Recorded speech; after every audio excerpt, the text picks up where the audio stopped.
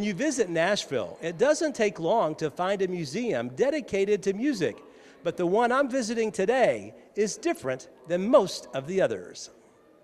It doesn't take long to realize you're in the company of greatness as soon as you walk inside the Musicians Hall of Fame and Museum in downtown Nashville.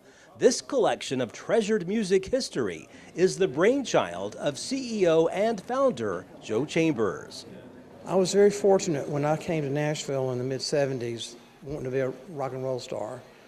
And yeah, I came to Nashville to be a rock and roll star. A lot of people don't realize Nashville has always been more than just country music. It is definitely country music, but Bebop Baloo was recorded here in 1958, I believe it was. And then you had all the great Brenda Lee songs, and there was so much, even Megadeth records in Nashville, you know. So we came here looking for a record deal with a rock band, and I ended up becoming a country songwriter. And that's when I was introduced to the studio musicians, and I worked for CBS. I worked for a really great record producer, songwriter named Billy Sherrill, who produced Tammy Wynette, wrote Stand By Your Man for her, produced He Stopped Loving Her Today on George Jones. He produced the two biggest country songs of all time, and I was fortunate enough that he showed pity on me and wanted to help me out, and as did Conway Twitty, who was another big country star. So I knew two people here. So most of the time I was lonely because I didn't have anybody to hang out with but two very famous rich people, and I was not. You know, so but it was great that they did share their knowledge and their time with me and let me hang out in the studio, and it was an experience you couldn't buy. And so and I knew it was true in Nashville that the studio musicians were the ones behind the scenes there, you know, making all the records. You can find tributes to country musicians here.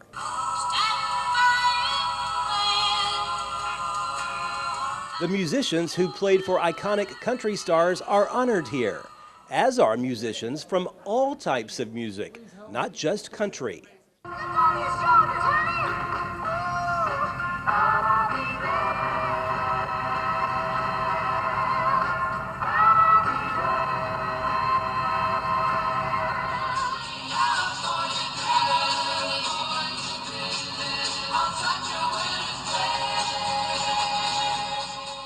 Coming soon, Chambers says his staff will open a new part of the museum dedicated solely to the legendary guitarist and singer Jimi Hendrix. We are in the Jimi Hendrix Nashville to New York exhibit. It's permanent. Again, most people, you know, they think of Jimi Hendrix in Nashville like kind of oil and water, you know. But actually, this is the city that Hendrix said he learned to play guitar. Is that right? Yes. And there was a reason why there were so many musicians here that he said you had to be good if you were going to impress anybody. But he would walk these streets, walk right by this building, and you've got video of the actual stage that he played on here in Printer's Alley back in 1962, 3, 4, 5. And so the exhibit that we have in here now, we actually have the stage from the club, the Jolly Roger Club, which was located in Printer's Alley. And it's the actual stage he stood on, and we want kids to see that Jimmy didn't start at Woodstock. He started, and he paid his dues, and he made it all the way. This museum is located on the first floor of the historic Nashville Municipal Auditorium. The day I visited, I met people from Illinois, California, and Australia. It's easily known throughout the world. Chambers tells me he hopes the museum will continue to greet music fans for many years to come. To stay open is a goal. We're 501c3.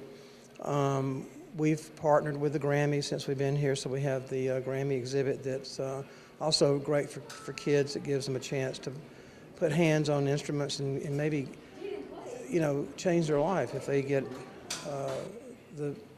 realize that they could do whatever it is they want to do. You know, sometimes it just takes a second, whether they're doing something bad or something good, you know. And so hopefully they'll pick up an instrument and it'll change their life here. But we're continually adding to our exhibits. We just acquired some Tom Petty items that are going to be permanently here. We just put out we're about to open a Creedence Clearwater exhibit. So it's an ongoing museum. It's not stuck in any one year or one genre. If you'd like to visit the Musicians Hall of Fame and Museum, the address is 401 Gay Street in Nashville. Admission is $24 for adults and $14 for kids ages 6 through 17. If you like all types of music, this is a must-see the next time you visit Music City. Reporting from Nashville, Barry Hyatt, NCTV.